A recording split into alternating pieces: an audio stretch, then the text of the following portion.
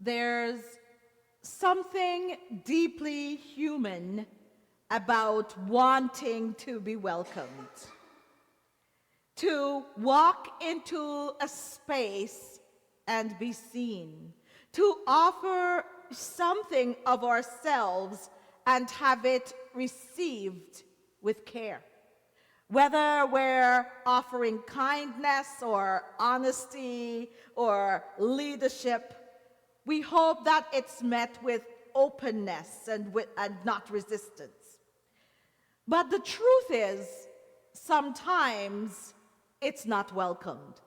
Sometimes we're not welcomed.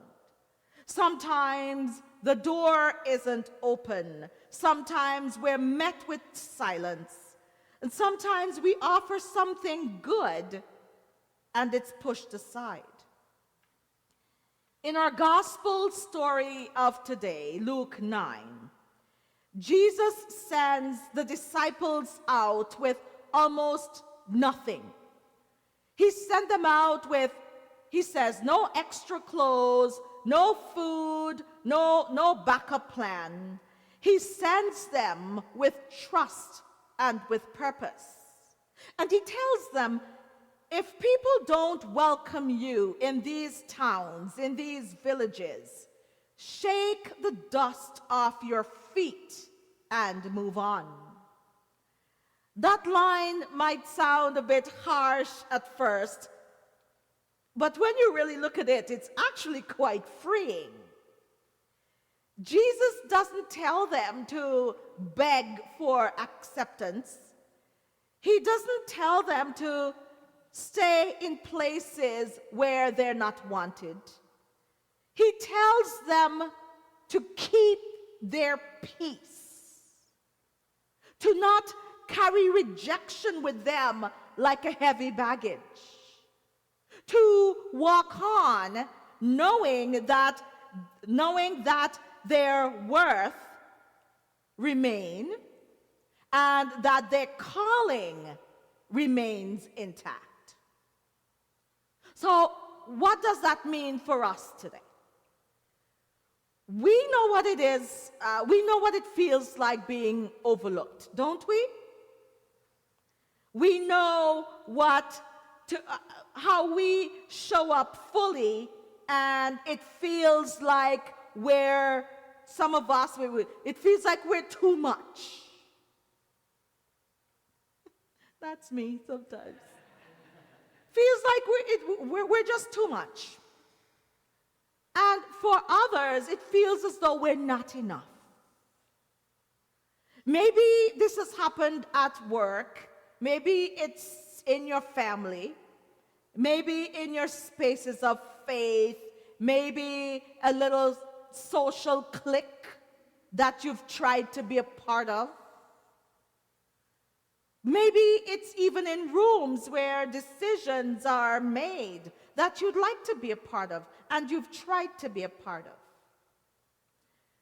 Being dismissed or excluded can shake us sometimes.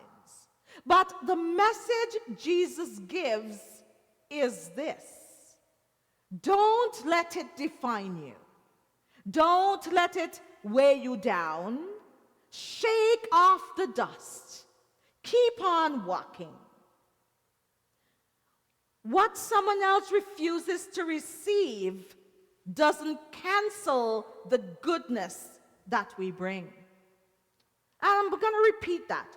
What someone else refuses to receive from us does not cancel the goodness that we bring. And yet, how powerful it is when welcome does happen, right? I want to share a story with you. I probably told you this before, I don't know. But a few years ago, you guys might have remembered I traveled to Nova Scotia for a diaconal conference. And for people of color, certainly for black people, and we were in Truro, and then I forgot the region of Nova Scotia we were in, but it was in a rural place.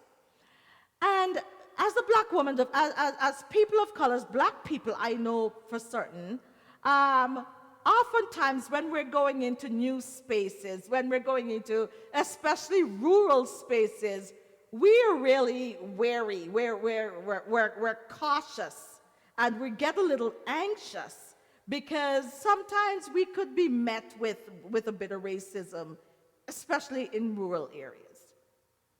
So I was, we were there for the conference. I like to walk, and I wanted to be able to walk because a little further down, you could see the tidal bore as well. And I wanted to be able to experience it. So I thought I'd get up early in the morning and take a walk down to the water. But I was really anxious about what that would be like. But as I walked down the street, every person, not one vehicle drove by without stopping and talking to me and welcoming me. Not even one, or waving to me.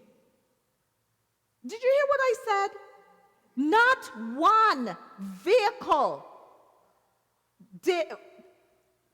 drove by without acknowledging me warmly.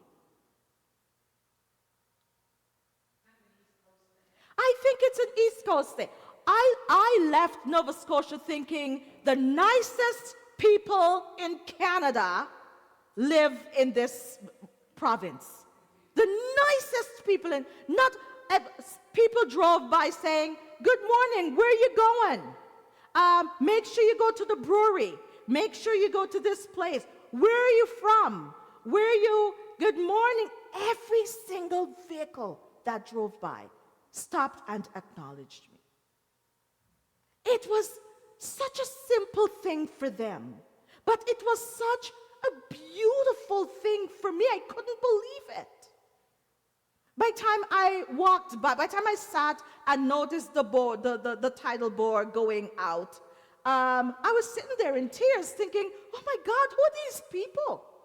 They're the nicest people, I dare say, on earth.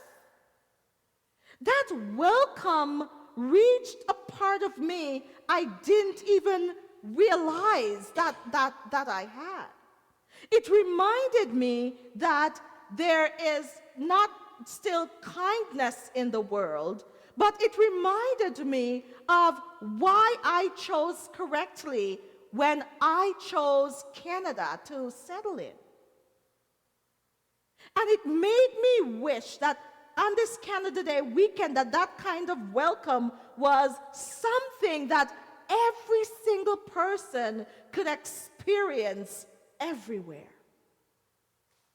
And so here's what I take from all of this.